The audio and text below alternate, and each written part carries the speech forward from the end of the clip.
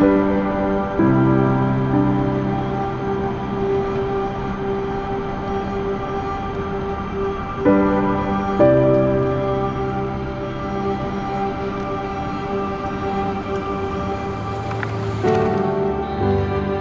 do you wonder?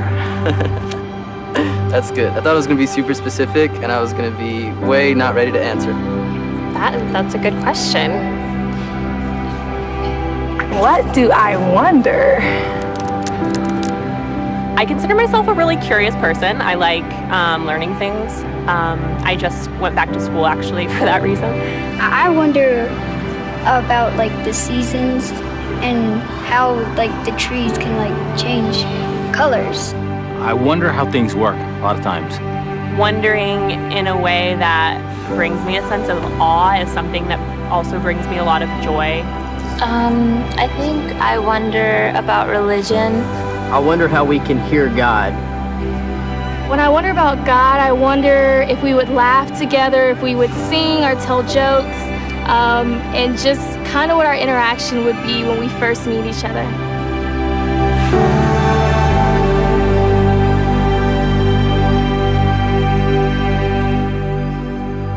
So, what do you wonder? What do you wonder? I wonder why it's so difficult to do the healthy thing when I'm so concerned about my health. You ever wonder about that? Why is that so difficult? That just is insane. Some of you, you're wondering, is it true that Netflix is gonna make you wait until Halloween for Stranger Things, for the next season of Stranger Things? Yeah, you're wondering about that, you know? Those of us who believe in God, we wonder about heaven, don't we? We wonder what it's gonna be like. We wonder, are we really gonna see the people we love? Are they gonna look the same? Are we gonna be able to meet famous people?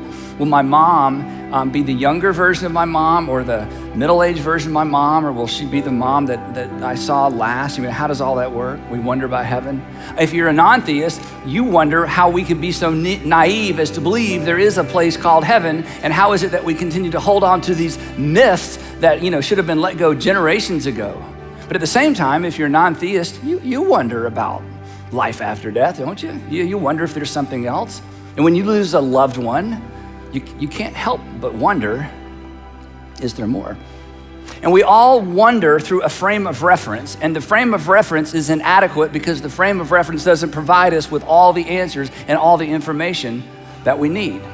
But there's another reason we wonder as well. We talked about this last time.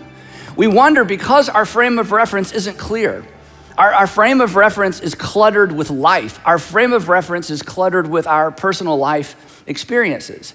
And we want to think we're better than this, don't we? We want to think we're smarter than this. We want to think that we've moved beyond this. We want to think that the pain in our lives doesn't impact the way that we see the world, that somehow we've moved beyond that. But that's virtually impossible.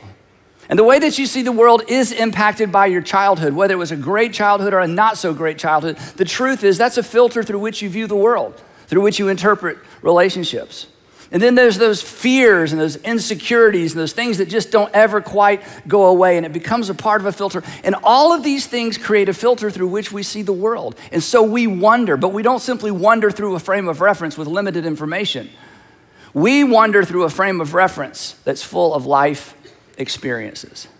Now, Christians believe something that's a little bit odd. That's why we're talking about it. Christians believe that God actually became one of us to clarify these things for us. That God actually became one of us so that we could understand, so that we could see more clearly, that he sent someone to our side of the frame to serve as a reference. So in spite of all the things that we can't know, in spite of all the things that we will never know, that we could know where we stood with him.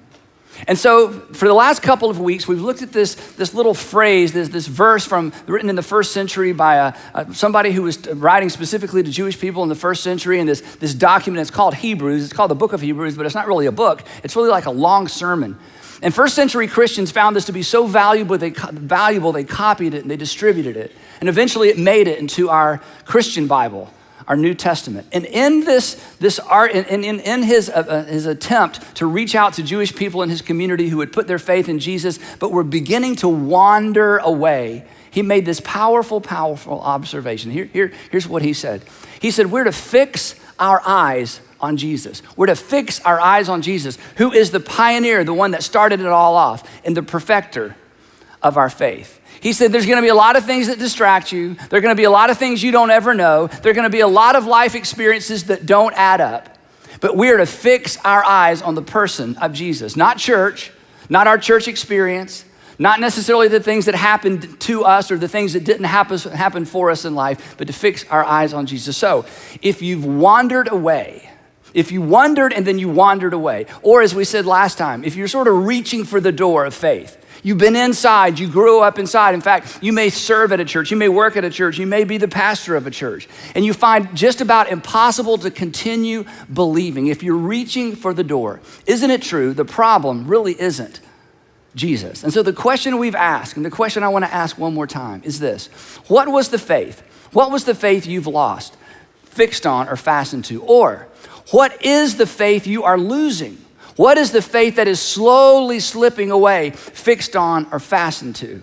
And as we approach the Christmas season, I want to encourage you, I want to plead with you, as we approach this, we basically have one more week before Christmas.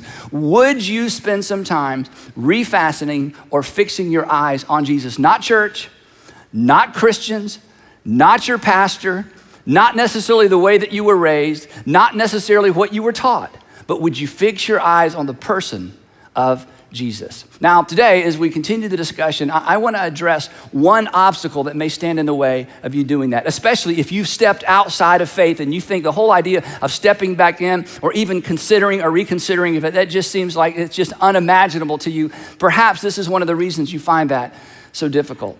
Because the assumption is, and these aren't your words, these are words perhaps I put around one of your thoughts. The assumption is this: that Christianity requires mind-numbing, experience-denying faith.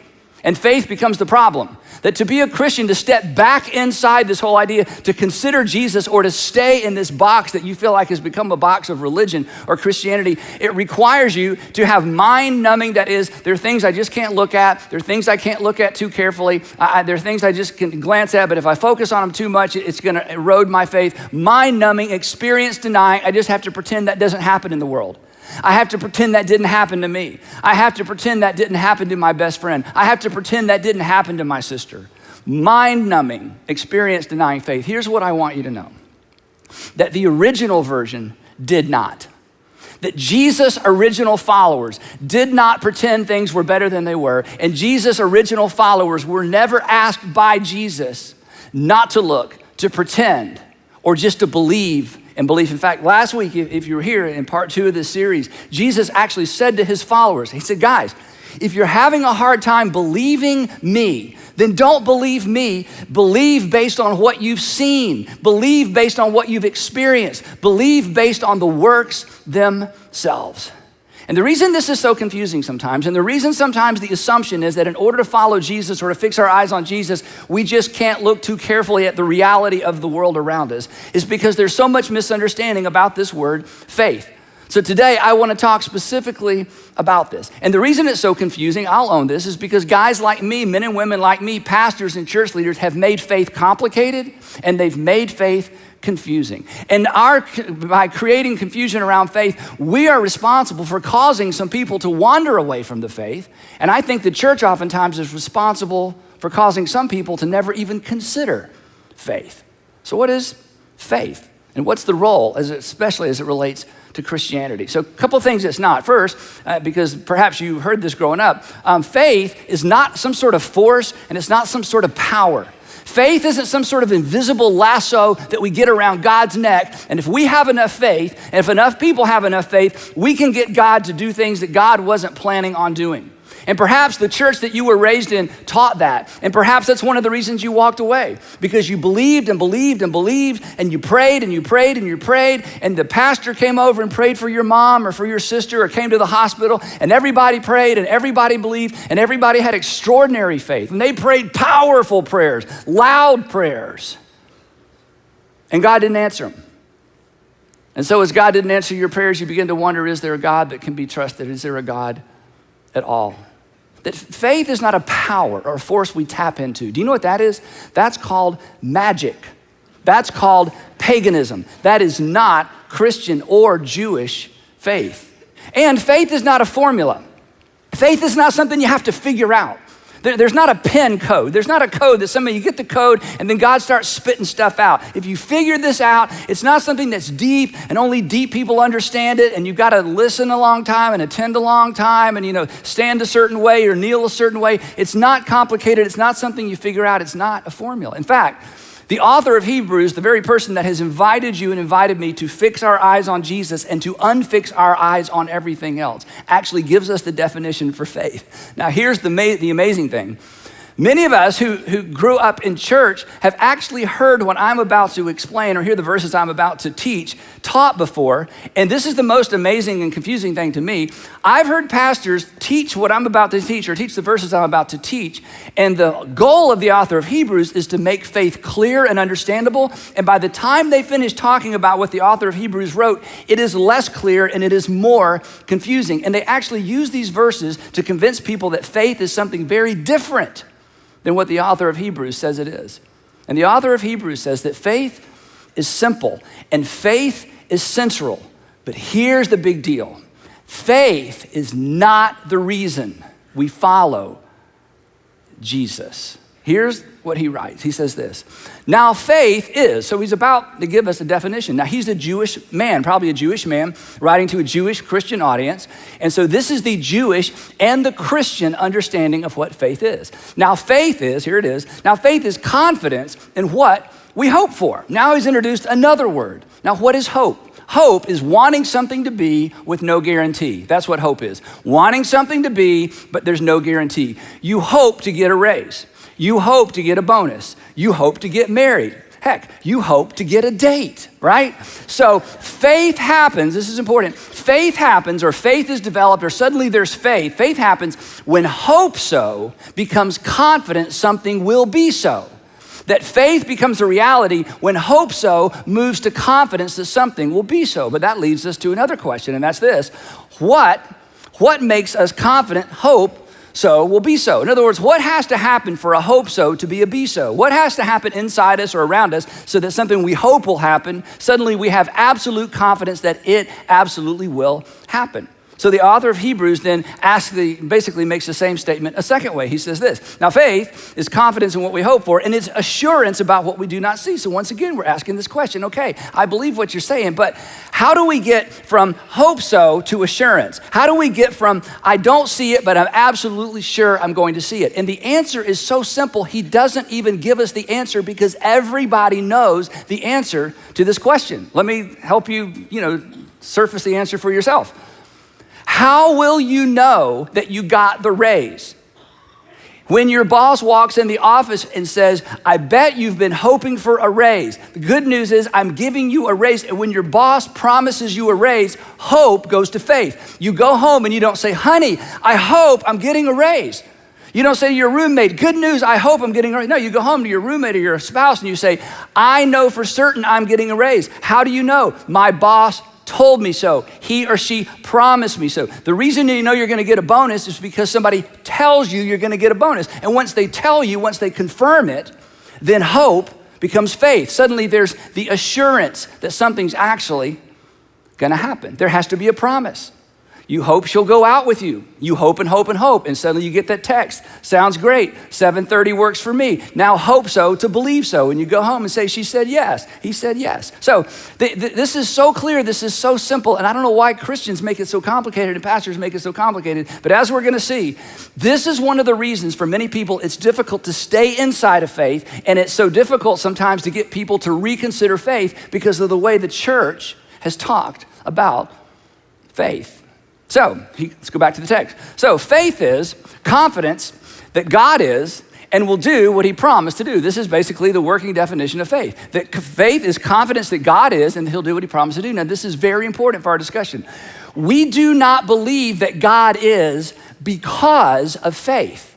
And we do not believe that God keeps God's promises because of faith. Faith is confidence that God is, and the reason we believe God is not because of faith. We believe God is because of evidence. And as we're going to see in just a few minutes, we don't believe God keeps his promises just because of faith. We believe God keeps his promises because God has kept his promises, as we are about to see. So faith is very simple. Faith is simply God, confidence that God is and that he will do what he has promised to do. So back to our text. Here's what the author says. Now, faith is confidence in what we hope for, and it's assurance about what we do not see. And everybody reading this is like, that's exactly right. And you get the assurance once you get the promise. We know that. This, the author continues, this kind of faith, and then he gives us a whole bunch of illustrations. This is what the ancients were commended for. Now, if you read this text by yourself, and it's a powerful text, at this point, the author goes into a long list of what we're gonna call the heroes of Judaism, or he calls them the ancients. And these were Jewish people reading this, so they knew all of these stories. So instead of teasing out all these stories, he just goes right through this list of people, some we've heard of and some we've not. And then for all of them, he says, by faith, by faith, by faith, by faith, by faith.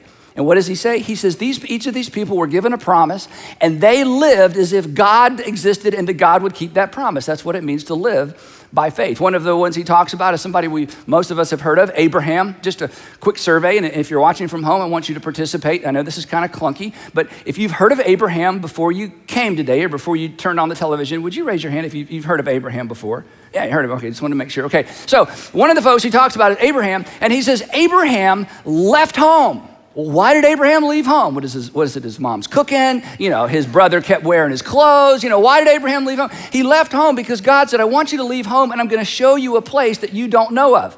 So Abraham believed God's promise and he acted on that promise. That's what faith is. He talked about a guy many of us heard about growing up in church, a guy named Gideon. Gideon has the original 300 story. He did not defend a pass in Thermopylae, against the Persians. This was the original story of the 300. Gideon, with 300 men, about 1,000 years before the Greeks and the Persians were at war with each other, Gideon took 300 men and in the middle of the night charged down into a valley filled with Midianites. It was about a 200-to-1 ratio. And he routed this army and delivered his nation. And do you know why he charged down into this valley against a foe he was so outnumbered it was ridiculous? Well, it wasn't because he wanted people to write great songs about him. It wasn't because he was crazy. It's because God said, Gideon, this is what I want you to do, and I promise you will be victorious. And Gideon acted on God's promise. That's what it means to live by faith. Then most of us, probably all of us have heard of Moses. Moses left Egypt as a fugitive. Moses left Egypt with a price on his head. And we all know the story. Moses went back to Egypt. Now, why in the world would someone go back to the place that they barely escaped with their life from? Why would he do that? Because God said to Moses, I want you to go back. And if you'll go back, I promise I'm going to use you to deliver your people from Egyptian bondage. So faith is simple. Faith is believing God is based on evidence, not based on faith. And faith is believing that God will keep his promises, not based on faith, but based on the fact that we know God keeps God's promises. Now, here's the cool part, and here's why I'm going on and on about this. All of these heroes of the faith that he lists, all of these, the ancients, as he talks about them, all of these ancients were commended by responding to God's promise, but all of them believed in God's global promise for the world. Because God spoke to Abraham about 2,000 years before Jesus shows up. This is amazing. About 2,000 years before Jesus shows up, God speaks to Abraham, and God made Abraham a promise. And all of these characters in the Jewish scripture, they knew God's promise to Abraham, and they lived their lives not only in light of God's personal promise to them, they lived their lives in light of God's global promise to the world. And here's what God said to Abraham about 2,000 years before the time of Jesus. This is amazing. He said, talking to Abraham, I will make you into a great nation. Now let me ask you a question. Okay, this is a Bible question, but everybody knows the answer. Did Abraham eventually become a nation? It's not a trick question. Did Abraham eventually become a nation? Yes, in fact, Abraham eventually became several nations. So this actually happened. And here's something fascinating. I'm guessing probably nobody in the room or nobody watching can name a single person that eventually became a nation other than Abraham. Wow, promise, put a check by that one. And I will bless you. Well, I'm thinking if you become a nation, you can consider yourself blessed. What did you do? Well, I became a nation. Wow, that's cool. I will make your name great. This is why I asked you to raise your hand a minute ago. I will make your name great. 4,000 years ago, God tells a guy out in the desert, I'm gonna make your name great. 4,000 years later, halfway around the world, just about everybody in this room and watching knows who Abraham is. I think God made Abraham's name great. You knew his name before you got here. Wow, yeah. And then, and that's just the warm-up act. I mean, he hasn't even got to the big one yet. This is the one that all the ancients lived in light of. I will make your name great, and you will be a blessing. Oh, what does that mean? And then you ready? This is phenomenal. And all peoples on earth will be blessed through you. Now, when God made this promise to Abraham, this didn't make any sense because people didn't bless people. Tribes didn't bless tribes. Nations didn't bless nations. Not only did nations not bless other nations, nations conquered, pillaged, and enslaved other nations. That's what you did to your neighbors. You took everything that had a value so you'd have more value, right? That's what you did. And God says, no, something new is gonna happen. And Abraham, I'm gonna turn you into a nation. And your nation is not simply gonna bless the surrounding tribes and families. Your nation is going to bless the entire earth. And my friends, that's the story of Christmas. Jesus being born onto this planet in the little town of Bethlehem was the fulfillment of a promise made 2,000 years ago. And all over the world today, people are gathering in the name of Jesus. And Jesus followers consider themselves blessed. God fulfilled this promise to Abraham. Now, back to the author of Hebrews, here's what he says about this, because again, this is during the time right after Jesus had been crucified and rose from the dead. Here's what he said about these ancient Jewish people that were looking forward to this promise. All these people, talking about, everybody after Abraham, all the way up through the Old Testament, all of these people were still living by faith. This is such a cool phrase. All of these people were still living by faith when they died. All of these people were still living by faith when they died. What does that mean? That all of these people believed God was going to do something for the world through Abraham, but they didn't get to see it happen. They died before it happened, but they lived by faith. Every day of their lives, just about, they made decisions based on the fact that God keeps his promises. God kept his promise to them personally, and one day, someday, in a way we can't even begin to imagine, God is going to bless the world through our father, Abraham. Now, switching gears a little bit. Here's the reason this is so important as we approach Christmas. That both in the Jewish scriptures and in the New Testament scriptures, nobody assumed they could faith God into or talk God into anything. Nobody used faith as magic. Nobody used faith as leverage. People believed that God was God and that God could not be manipulated, that God was to be worshiped, but God could be trusted. That's the definition. That was the working definition of faith, that God is who God says he is. God keeps his promises. And the people in the Jewish scripture and the Christian scripture, they just lived their lives in light of that. In fact, one of my favorite little instances in the life of Jesus, now fast forwarding a little bit from the time of Abraham, Jesus is going along with his guys, and the scripture tells us, and we can't imagine this, that a man covered in leprosy, and probably none of us have actually seen someone with leprosy. Maybe a few of you have traveled to certain parts of the world, but a man covered in leprosy, this is a man who has no family, has no life, who has to warn people when he's close by. People were scared to death of this horrible disease. A man covered with leprosy approaches Jesus, which was so difficult for him to do, and he falls down at Jesus' feet. And he makes this statement, and I just think this is so precious. This is so powerful. This is an example of perfect faith. You ready? Here's what he said. Lord, which was a title of respect. Lord, if you are willing, you can make me clean. Not, Lord, I believe you will, I believe you will, I believe you will, I believe you will. My friends are back home praying, we believe you will, we believe you will. No, that's presumption. Lord, I have perfect faith. Don't miss this. I have perfect faith that if you are willing, you can. And why would a leper be absolutely confident that Jesus could heal him? And the answer is because he knew Jesus had healed other people. He did not go to Jesus because of faith. He went to Jesus because of evidence and because of what he'd seen, because of what he heard. He was absolutely confident that Jesus could do for him what he needed done. And I love what Jesus says. I love this. Jesus reached out his hand. Jesus reached out his hand and touched the man. This drove religious leaders crazy. You are not supposed to touch unclean things. And the amazing thing in the New Testament is this, that when Jesus touched unclean people, Jesus didn't acquire their disease. The opposite happened. They were healed. Jesus reached out and touched the man, and I love this, and he said, I am willing. In other words, that's all the faith I'm looking for. Not faith that you know I will, simply faith that you know I can. That is Jewish. That is Christian faith. Now, the problem is, if you're raised like a lot of people, you are not taught this definition of faith.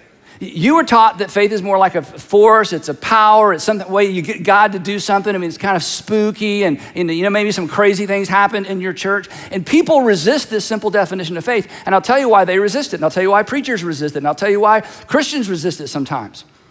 Because it leaves God in control. So I have some good news for you. God is in control. And I'm so glad God did not listen to or answer my 16-year-old prayers. I would have had a Porsche. That would have been the end of me, right? And aren't you glad God didn't listen to some of your prayers? But at the same time, the reason you walked away is because God didn't answer some legitimate prayers. Isn't that right? The problem with this view of faith is that it leaves God in control. But like the pagans of old times, we want the gods to do our bidding. That's why I said it's paganism. It's magic. Anytime we think we can do something here to get Almighty God to do something Almighty God isn't planning to do, that's not Christianity. That's not even good Judaism. That's magic. And then when God doesn't answer our prayer, when God doesn't come through, when things don't work out the way we were told it'll work out if we had enough faith, if we prayed hard enough, if we were good little girls and boys, we lose faith. But we lose a faith that was founded on and based on something it was never to be based on to begin with. Now, here's why this is such a big deal to me personally. And this is why it's such a big deal to our churches. And this is why it should be a big deal to parents. And this is why it should be a big deal to those of you who've walked away from faith. A generation, an entire generation is abandoning faith because the church, and people like me, but because the church has signed God's name to promises God never made.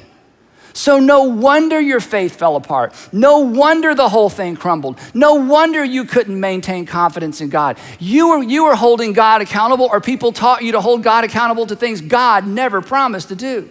So if you grew up with vending machine God, the vending machine version of God, if you put in enough money and you put in enough time, you put in enough camps, you put in enough prayer, you put in enough Bible reading, something good's gonna come out. Or if you were raised on the bad things never happen to good people, version of faith, of course you lost faith. That's not even Christian faith. That has nothing to do with the foundation of our faith. God never promised any of those things. But here's the fabulous news. God did not demonstrate his love for you. And God did not demonstrate his concern for you by promising nothing bad would happen. He did not demonstrate his love and concern for you by promising that every illness would be healed. And he did not demonstrate his love and concern for you by promising a flawless, perfect book. God's promise is far more full of wonder than any of those things. God's promise to you is more wonderful than any of those things. The Apostle Paul, who hated Christians, the Apostle Paul, whose life mission was to stamp out the church in the first century, the Apostle Paul, who eventually became a follower of Jesus and wrote letters that became part of our New Testament. The Apostle Paul said it this way, it's perfect. He said, but God demonstrates, that is, God put on a demonstration. God put on a demonstration to demonstrate his love for you, and it had nothing to do with making sure everything worked out for you and everything worked out for me. He did something way bigger than that. But God demonstrates his own love for us in this: while we were still sinners, and the reason this was present tense for the Apostle Paul is that he was alive when Jesus died. So this is very personal to him. He was saying, while I was still a sinner, while I was still creating a whole lot of this, while I was still responding negatively and poorly to a whole lot of this, while I was trying to overcome some of this, while I was still present tense a sinner, or the way that he would write it for us, while you were still a sinner, while you were making decisions that you knew were contrary perhaps to God's will, or perhaps you made decisions and you didn't know anything about God's will, while you were still a sinner, The fact that God knew that you would live and knew that you would sin, God went ahead anyway, and he sent his son to die for us while we were still sinners. Christ died for us. This is the point. The trustworthiness, the wonderfulness, the trustworthiness, the wonderfulness of God was settled at the cross, not at an answered prayer. He came to our side of the window so that the one thing we would never have to worry about and wonder about was his love for us. Now, that's the message. That's the gospel. That's the point. That's the invitation. That's why, regardless of what you've believed and regardless of what happened, there's always a time and it's always appropriate for you to unfocus on some things and maybe some things that happened or didn't happen or you were promised that didn't come true, and to refocus your attention on Jesus. This is the wonder that we should never, ever lose. The wonder demonstrated at the cross, the wonder of his love. And here's the reason I just want to be as emphatic as I possibly can. The ancients, they looked forward and believed. We are on the other side of God fulfilling the big one, of God fulfilling the extraordinary one, the God fulfilling his promise to Abraham that I'm going to bless the nations through you, Abraham. And we are on the other side of that. And it is undeniable. It is unmistakably true. The evidence is not just built up and mounted. The evidence is overwhelming. God kept that promise. That's why 1/3 of the world's population actually believes that Jesus is divine and came from God. This is exactly what God promised would happen to Abraham and through Abraham. He kept his promise to the world, and he kept his promise to you. So all of us, whether you're inside, outside, all of us, whether you're on the outside and wishing there was a way to get back in, and whether you're on the inside and leaning out, all of us have been invited to do the one thing we should always do, to simply fix our eyes on Jesus. Not because of faith, because he has provided us with enough evidence to believe, while our minds continue to catch up with the wonder of this world, the wonder of creation. There will be a lot of things we don't ever know, but where we stand with God is something we never have to wonder about. Fun fact, while I've been talking, while we've been together here, while you've been watching, did you know that your body killed off over 2.8 billion cells? You know that? Did you know that while I was talking, not only did your body, we changed the subject. Yeah, did you know that not only did your body kill, over 2.8 billion cells, did you know that some healthy ones divided and replaced most of those cells? And you know what's amazing? With no conscious effort on your part. That, and things like that, should fill you with wonder. So here's the question. Last time I'm going to get to ask it for a while. What do you wonder? What do you wonder? And with all that we don't know, and with all that we will never know, 2,000 years ago, a little light broke through in the little town of Bethlehem. In a world yet to make the connection between germs and disease, God spoke in terms that all of us in every single generation could understand. He showed up on our side of the frame to serve as a reference. He showed up on our side to demonstrate that he was in fact on our side. And I love this text, and I know I've read it to you before, but I just love it because of who wrote it. John, Matthew, Mark, Luke, John. He outlived all of his friends. I've told you this before. He lived through a chaotic time when he saw the whole city of Jerusalem destroyed, and friends of his carted off into slavery. Thousands of Jewish people killed by the Romans. The temple destroyed, never to be resurrected, never to be rebuilt.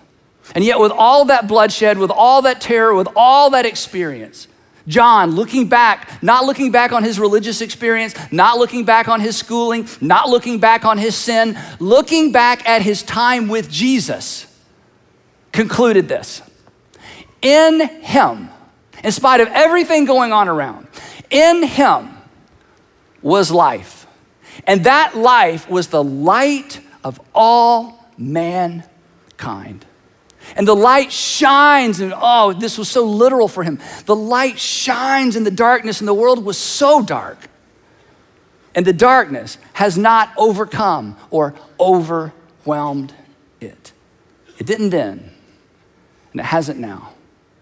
So, if you've wondered, and then because of some of this, you wandered, here's the last thing I would ask you to ponder. There will always be things that you wonder about. But God's love for you should never, ever be one of those things. And it won't be if you'll take your eyes off the people, the institutions, the hurt, and the broken promises, the things that have caused you over time to lose faith. And if you will fix your eyes on Jesus and the wonder of his love for you.